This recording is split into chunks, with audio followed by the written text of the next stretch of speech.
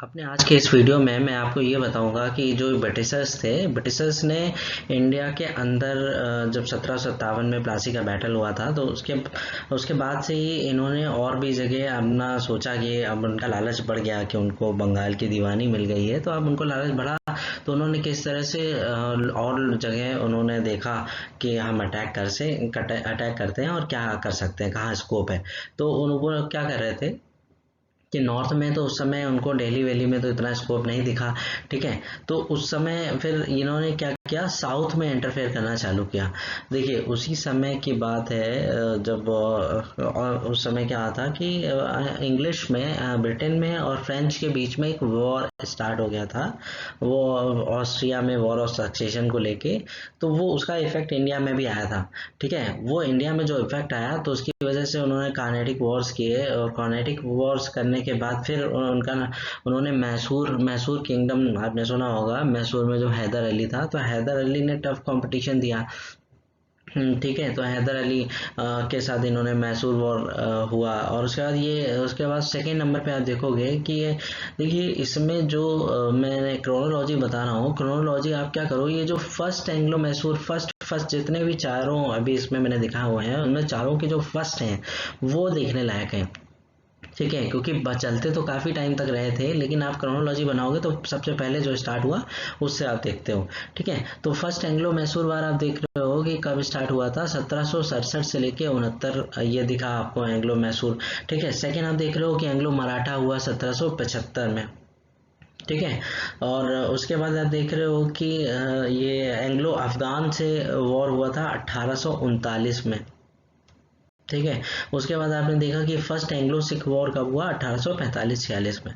ठीक है। तो ये जो डेट्स हैं ये आपको कुछ रफ आइडिया होना चाहिए अब, कि कौन सा जो वॉर हुआ था, कब कब हुआ, और मतलब क्या रेंज रही थी, इसका कुछ आइडिया होना चाहिए। जैसे आप फर्स्ट एंग्लो मैसूर वॉर आप देख रहे हो, पहले 2 साल चला। ठीक है। उसके बाद सेकेंड एंग्लो मैसूर वॉर हुआ 1780 से 84, ये 4 साल चला। इसी बीच आप देख रहे हो 84 में पिट्स इंडिया एक्ट आया था, 1784 में। तो आप पिट्स के आसपास देखो, सेकेंड में जो हुआ था ये रेगुलेटिंग एक्ट तो 73 में आया था। उसके बाद जब 1784 में जब पिट्स एक्ट आया था, पिट्स इंडिया एक्ट, तब ये चल रहा था। ठीक है। अब उसके बाद देखोगे उसके 6 साल बाद फिर थर्ड एंग्लो मैसूर वॉर हुआ। ठीक है। 1790 से 92, ये 2 साल हुआ। ठीक है। फिर फोर्थ एंग्लो हुआ 1799, मतलब आपका 18 वाला सन स्टार्ट होने से पहले 1700, ये जो 18th सेंचुरी के खत्म होने के टाइम पे फोर्थ एंग्लो मैसूर वॉर हुआ। ठीक है। ये आपने देखा कि, और उसके बाद आप देखोगे कि जो एंग्लो मराठा वॉर हुआ था, एंग्लो मराठा वॉर क्या कब हुआ, 1775 से 82। आप देख रहे हो कि जो 1771 में जब ये कन्फेडरेसी बनाई जा रही थी, माधवराव ने जब ऐसा स्टार्ट कराया था, तो उसके बाद फिर मतलब आप देख रहे हो 1771 में ऐसा हुआ था। 1761 में थर्ड बैटल ऑफ पानीपत हुआ था। 10 साल के लिए मराठा खुद को ही एडजस्ट कर रहे थे, उनके इंटरनली फाइट हो रही थी आपस में। और उसके बाद 71 में जब फिर से स्ट्रॉन्ग रूलर आए वहाँ माधव राव, तो उन्होंने फिर कन्फेडरेसीज बनाई कुछ। तो 1775 से 1782 के बीच फिर बाद में ये फर्स्ट एंग्लो मराठा वॉर हुआ। ठीक है। 4 साल बाद से। ठीक है। फिर आप देख रहे हो 1803 से 1805, फिर 1802 ट्रीटी ऑफ बसीन हुई थी। ये ट्रीटी की डेट याद रखना बहुत जरूरी है। ठीक है। 1800 में दूसरे साल में हुआ था ये ट्रीटी ऑफ बसीन मराठा के बीच में। तो आपको कुछ आइडिया रखना पड़ेगा कि कब कब हुआ होगा। ठीक है। ये जो आपकी 19th सेंचुरी स्टार्ट हुई थी, 19th सेंचुरी के स्टार्ट में ही ट्रीटी ऑफ बसीन हुई थी। ठीक है। थर्ड एंग्लो मराठा वॉर हुआ था 1817 से 18 के बीच में। ठीक है। फर्स्ट एंग्लो अफगान, अब अफगान वॉर देखोगे अब 1839 से 1842 में, ये आपने देखा। ठीक है। सेकेंड एंग्लो अफगान वॉर कब हुआ, 1878 से 1880 के बीच में। थर्ड हुआ 1919 में। जब थर्ड मतलब आप देख रहे हो जब मार्टिन्यू चेम्सफोर्ड आया था, उसी के टाइम पे ये थर्ड एंग्लो अफगान वॉर हो रहा था। ठीक है। तो ये आपने देखा। और फर्स्ट एंग्लो अफगान वॉर आप देख रहे हो 1839 से 1842, ये हो गया। फर्स्ट एंग्लो सिख वॉर जो हुआ था वो 1845 से लेके 46 में। और फिर the second Anglo Sikh war हुआ था 1848 से लेके 49। तो इस तरह से आप देख रहे हो कि किस तरह से ये वॉर हुए, किस रेंज में है, ये आपको याद रखना है। देखिए कि जो कार्नेटिक वॉर के बारे में जैसा मैंने बताया था कि सबसे पहले तो ये फ्रेंच के साथ भिड़े थे। ठीक है। तो फ्रेंच के साथ कब भिड़े थे आप देखिए, पेजेस में रेड से मैंने मार्क किया हुआ है, 1746 से 48 के बीच में पहली बार ये फ्रेंच से मतलब भिड़े। ठीक है, जो ब्रिटिशर थे। तो ये 1746-48 क्या मतलब प्लासी का बैटल नहीं हुआ है अभी। ठीक है। और उसके बाद आप देखोगे कि इसमें क्या हुआ, ये एक लॉ चैपल की ट्रीटी हुई थी यूरोप में, तो ये टल गया था यहाँ पे जो फाइट हो रही थी। तो ठीक है, उसके बाद क्या हुआ कि सेकेंड कार्नेटिक वॉरफेयर से हुआ था 1750 से 54 के बीच में। ठीक है, ये जो हुआ 1750 से 54, ये भी देख रहे हो आप प्लासी से पहले हो रहे हैं। ठीक है, कार्नेटिक वॉर मतलब ये फ्रेंच और इंग्लिश आपस में ही लड़े जा रहे थे। ये प्लासी हुआ नहीं था लेकिन उससे पहले ही लड़ रहे थे। It proved an inconclusive war, but the English had an edge over French. ये इनकन्क्लूसिव था लेकिन इंग्लिश को कुछ थोड़ा बेनिफिट हुआ इससे। ठीक है, एज ओवर थे, फ्रेंच से थोड़े से ज़्यादा इनको फायदा हुआ। और थर्ड कार्नेटिक वॉर आप देख रहे हो कि ये कब हुआ था, ये आपका प्लासी के बाद हुआ था 1757 के बाद, और बक्सर से पहले तक चला। ये थर्ड कॉर्नेटिक वॉर था और ended by the treaty of Paris.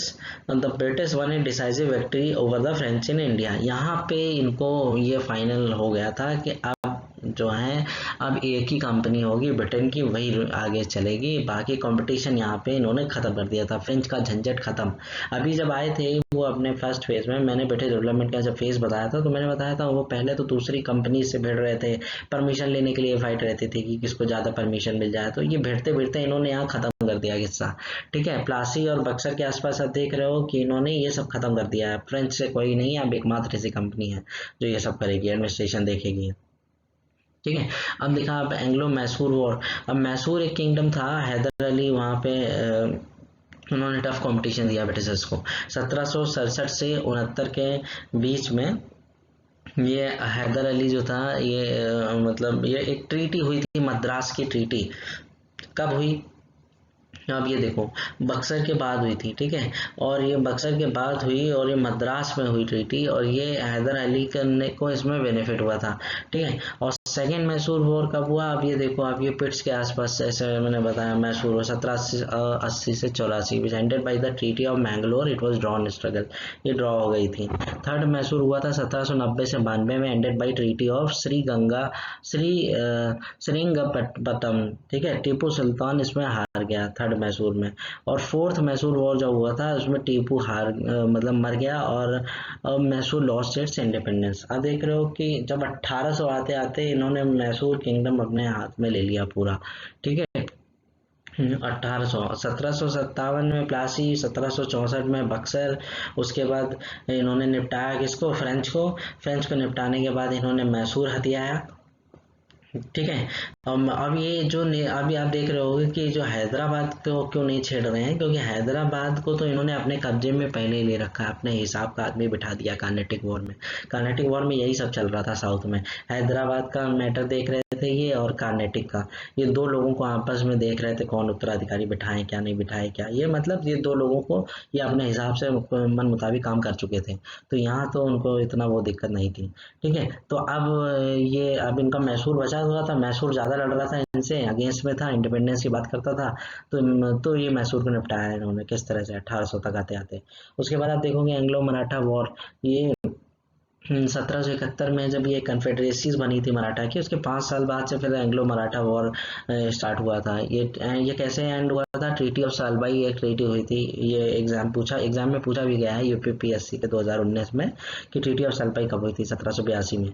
ठीक है, it was a drawn struggle, struggle draw हो गया। ठीक है, अब सेकेंड मराठा वॉर क्या था, the company concluded separate treaties with Scindia, Bhonsle and Holkar. अब ये सिंधिया, भोसले और होलकर ये अलग अलग ट्रीटी करा है इन्होंने सेकेंड मराठा वॉर में।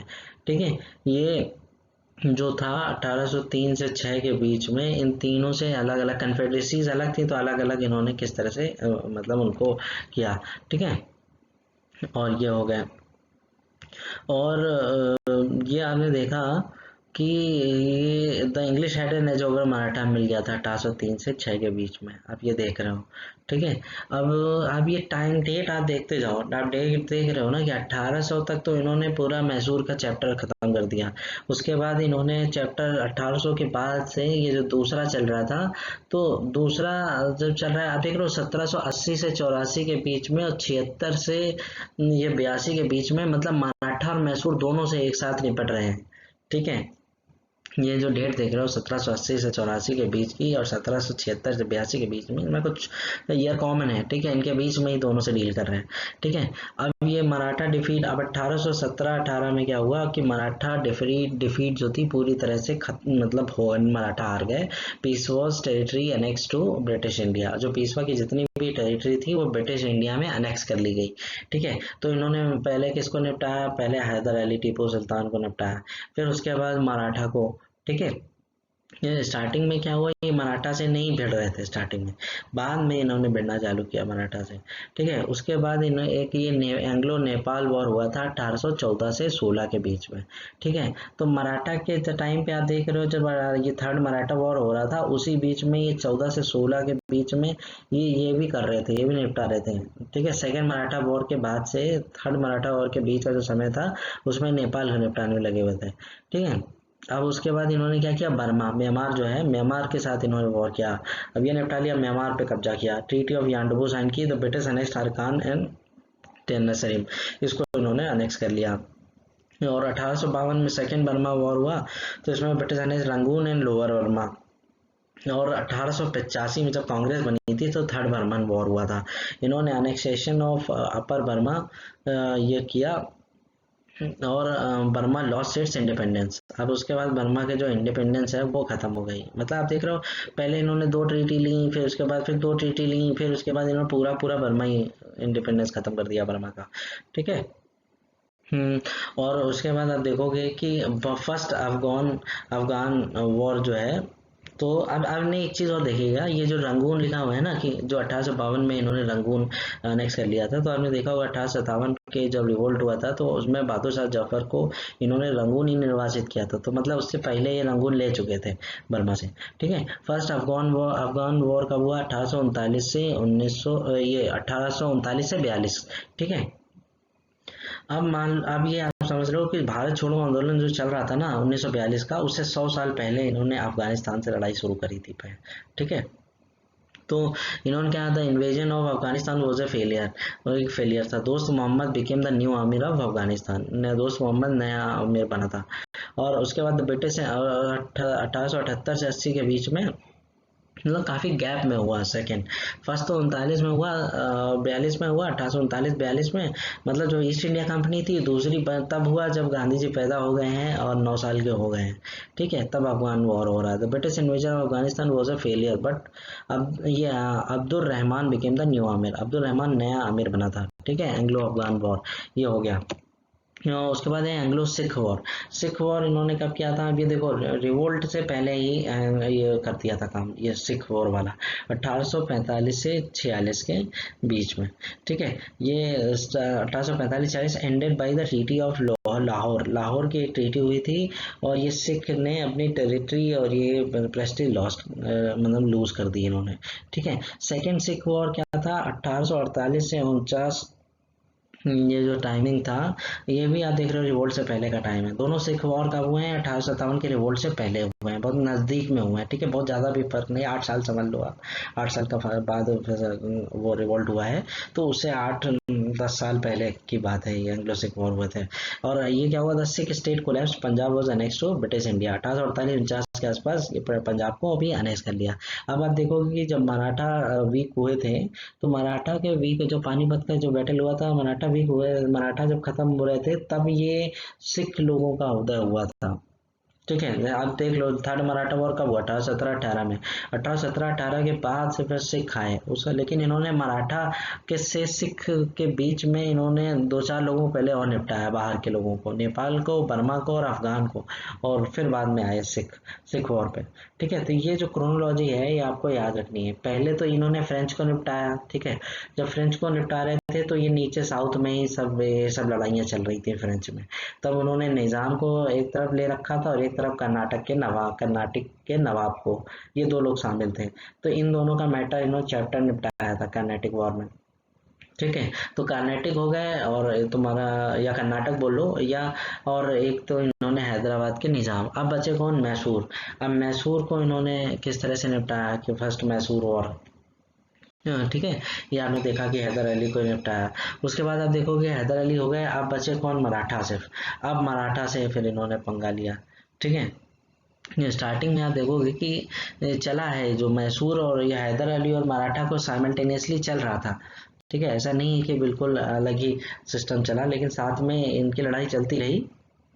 लेकिन इन्होंने मराठा से इस समय मतलब साथ में देख रहे थे, चैप्टर निपटा रहे थे। और मैसूर हो गया, मैसूर के बाद फिर मराठा, फिर मराठा के बाद इन्होंने बाहर के लोगों को, कौन? नेपाल, नेपाल के बाद बर्मा, और उसके बाद अफगान, NBA। ठीक है, नेपाल, बर्मा और अफगान। सबसे नजदीक कौन है? नेपाल। और नेपाल के साइड में ही दूसरा कौन है? बर्मा, उसी डायरेक्शन में जाते हुए। फिर उसके बाद ये गए अफगान, एंग्लो अफगान हुआ। फिर उसके बाद ऊपर जब अफगान गए तो अफगान के पास सिख हुआ। ठीक है, तो ये आप याद रखो कि कौन सा जो वॉर हुआ था वो किस टाइम रेंज के आसपास हुआ था। एग्जैक्ट डेट नहीं भी याद हो रही है तो आपको ये आइडिया होना चाहिए गैस करने के लिए, ताकि आप समझ सको कि कब क्या हुआ था। तो आप देख रहे हो, अब अगर ओवरऑल आप देखोगे तो आप देखोगे कि प्लासी के आसपास इन्होंने सारा खेल कार्नेटिक का खेला है। और उसके बाद ये जो प्लासी के बाद से 1800 तक ये बिजी रहे हैं मैसूर वॉर में। ठीक है, और बक्सर के बाद से। और उसके बाद मराठा जो है, मराठा के ये मराठा के साथ भी साथ ही में देख रहे थे ये। और 1818 तक, मतलब दूसरे डिकेड तक ये मराठा के साथ भी साइमल्टेनियसली चले, फाइट चली इनकी। उसके बाद 1800 में इन्होंने जो बर्मा और अफगान से पंगा लिया इन्होंने। और उसके बाद क्या किया इन्होंने? स्टार्टिंग में बर्मा अफगान से लिया, लेकिन पूरी तरह से चैप्टर नहीं निपटा बर्मा और अफगान का।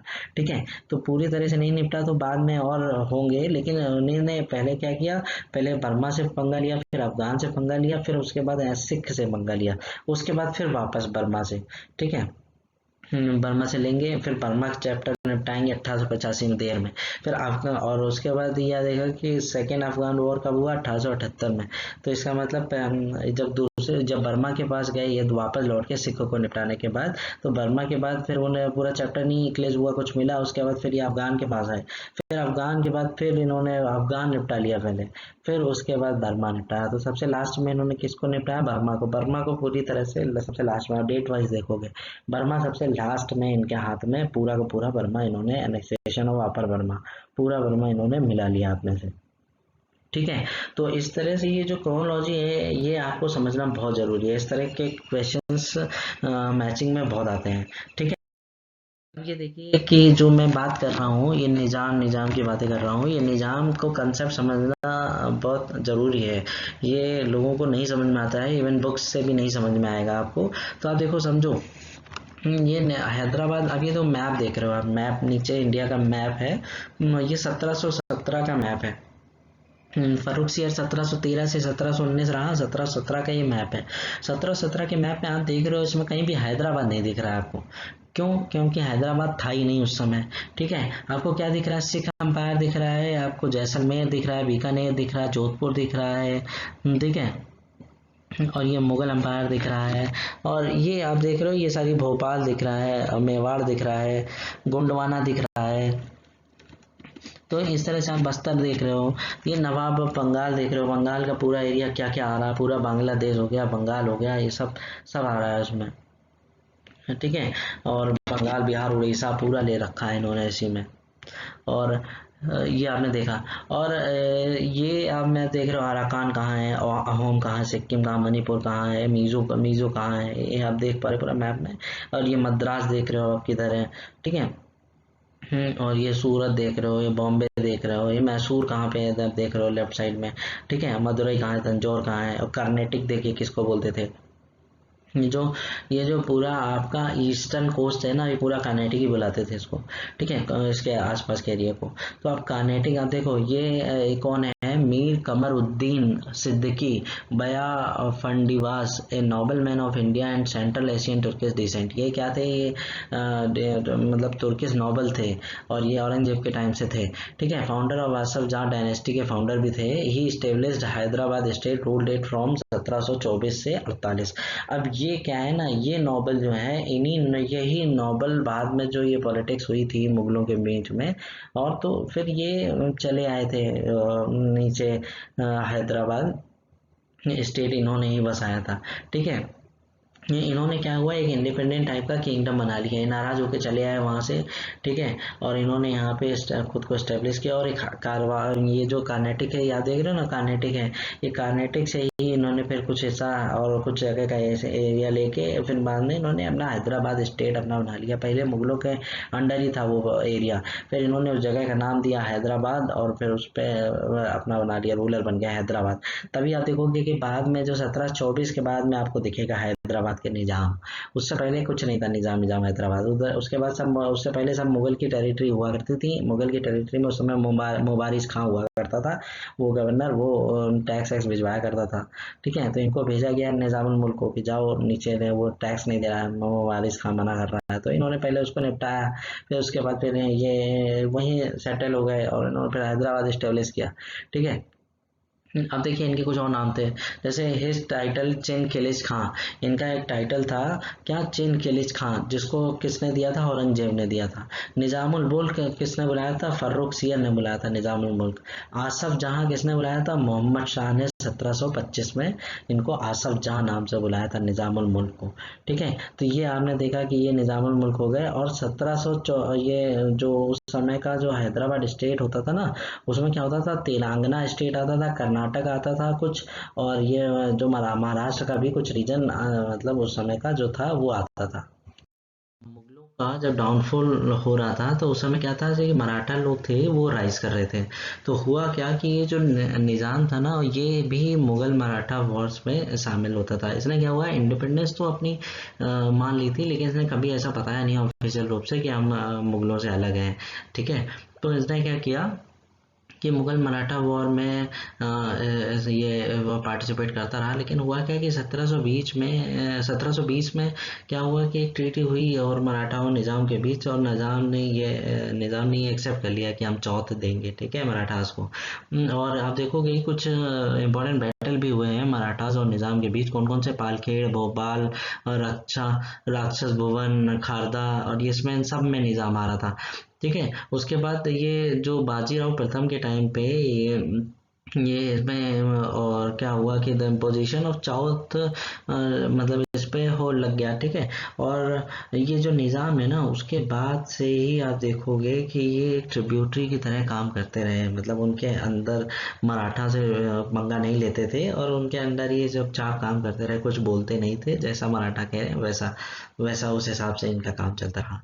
ठीक है, तो बाजीराव उससे पहले मतलब 1720 में ये तैयार हुए थे, लेकिन फिर रिवोल्ट कर दिए इन्होंने, गेम खेलना चालू कर दिया था निज़ाम ने।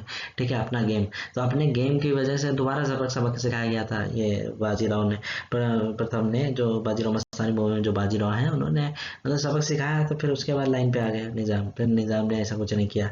ठीक है, फिर बने रहे। 1805 में फिर क्या हुआ, जब सेकेंड एंग्लो मराठा वॉर हुआ था ना 1805 में, तब जाके निज़ाम ऑफ हैदराबाद जो है ये ब्रिटिश के ईस्ट इंडिया कंपनी के प्रोटेक्शन में आ गए थे 1805 में।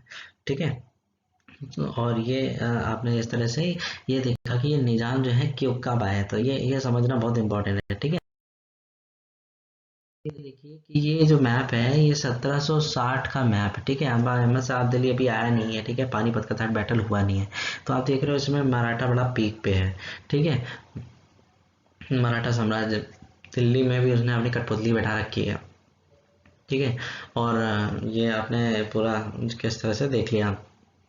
उसके बाद नवाब ऑफ अवध देख रहे हो आप, और बंगाल के नवाब देख रहे हो। ठीक है, बंगाल में तो ईस्ट इंडिया कंपनी ने पूरा अपना सबको फैक्ट्री डाल रखी है, प्लास्टिक बैटल हो चुका है। ठीक है, तो ये आपने देख लिया। और उसके बाद आप नीचे देख रहे हो नवाब ऑफ कार्नेटिक है। और अब आपको निज़ाम दिख रहा है। अभी पिछले मैप में आपको निज़ाम नहीं दिखे थे, ठीक है, तो अब ये आपको निज़ाम दिखे, ठीक है। और ये मैसूर का आपको दिख रहा है, ये हैदर अली वाला मैसूर किंगडम आपको दिख रहा है, ठीक है, त्रावणकोर दिख रहा है। तो अब ये आप देखोगे कि किस तरह से ये चल रहा है। निज़ाम जो है, निज़ाम मतलब पहले मराठा को परेशान करते थे, लेकिन बाद में फिर लाइन पे आ गए निज़ाम, और इन्होंने मतलब ट्रिब्यूटरी ऐसे की तरह काम करते रहे। बाजीराव प्रथम के टाइम से लाइन पे आ गए थे निज़ाम, ठीक है।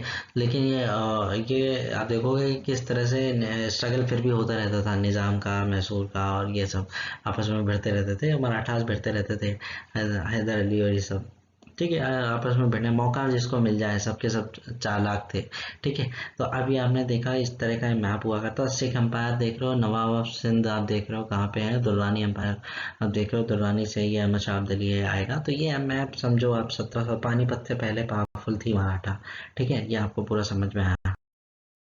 उसके बाद आप ये देखो कि ये दूसरा मैप जो है ये 1764 पानीपत के बाद का है।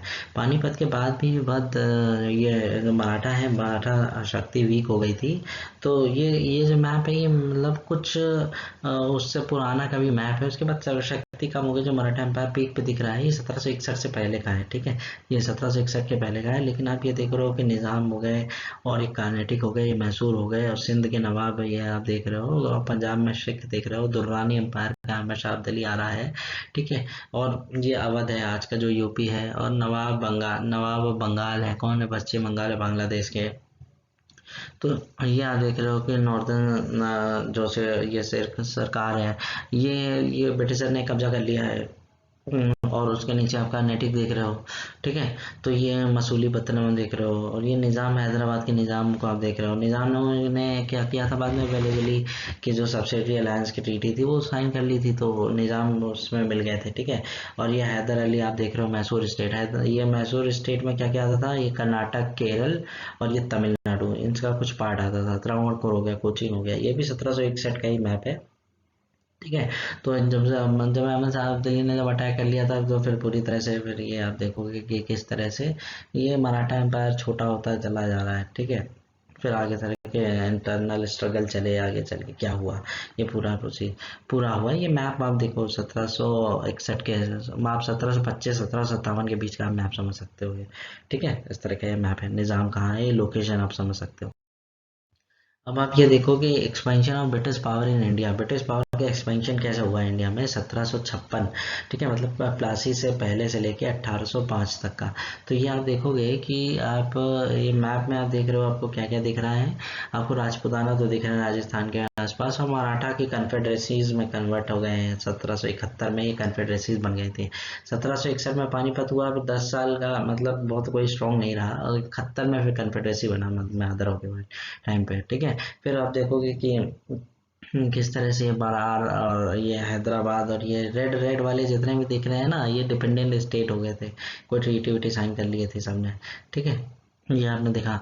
और ये आप देख रहे हो कि बाकी जो हैं ये किस तरह से कि जैन किस मैप के हिसाब से 1756 से 67 के बीच में इन्होंने कहाँ कहाँ स्टार्टिंग में देखिए सबसे पहले कहाँ कब्जा किया, ठीक है। अब ईस्टर्न साइड में सब कब्जा करते जा रहे हैं। फिर उसके बाद 1772 से लेके 85 तक आप देखो, कलर देखते जाओ कि कौन से कलर में क्या इन्होंने किया, ठीक है। उसके बाद आप देखोगे 1786 से 93 में जो लाइट कलर का आपको डेट लिखी दिख रही है, यहाँ यहाँ उन्होंने कब्जा किया है, ठीक है। उसके बाद आप देख रहे हो कि 1803 ये आप देख रहे हो, और डिपेंडेंट स्टेट्स आप देख रहे हो। तो ये जो मैप है ना, ये लोकेशन समझने के लिए बहुत इंपॉर्टेंट है कि क्या लोकेशन थी, क्या हुआ करता था उस समय में, मतलब कैसा मैप हुआ करता था, ठीक है। तो बंगाल, बिहार, उड़ीसा किस तरह से पूरा दिख रहा है आपको, मराठा कन्फेडरेसीज दिख रही है, निज़ाम अभी भी दिख रहा है आपको, मैसूर अभी भी दिख रहा है आपको, ठीक है। तो ये सब आपको मैप में दिख रहा है। पुलिकट दिख रहा है आपको, मद्रास देखिए कहाँ पे दिख रहा है आपको, पौंडीचेरी देखिए किधर दिख रहा है, कराईकल, तंजौर, मैंगलोर, ये सारी जो लोकेशन है, ये लोकेशन के नाम जब आप देखते हो वाइट में ये दिखते हैं, ठीक है। पूना देखो, अहमदनगर देखो आपको कहाँ दिख रहा है, बॉम्बे कहाँ है, दमन कहाँ है, सूरत कहाँ है, दीव, बड़ौदा, इंदौर, नागपुर, और ये सब पूरा मैप में है। एक एक लोकेशन को ध्यान से देख लीजिए, ये सारी लोकेशन बहुत इंपॉर्टेंट है, ठीक है। जब जिक्र होता है इनका तो आपको समझना पड़ेगा कि इसकी लोकेशन कहाँ पे है, क्या है, ठीक है। तो फ्रेंड्स, अगर मेरा वीडियो ये आपको अच्छा लगा हो तो इसे लाइक और सब्सक्राइब करें। थैंक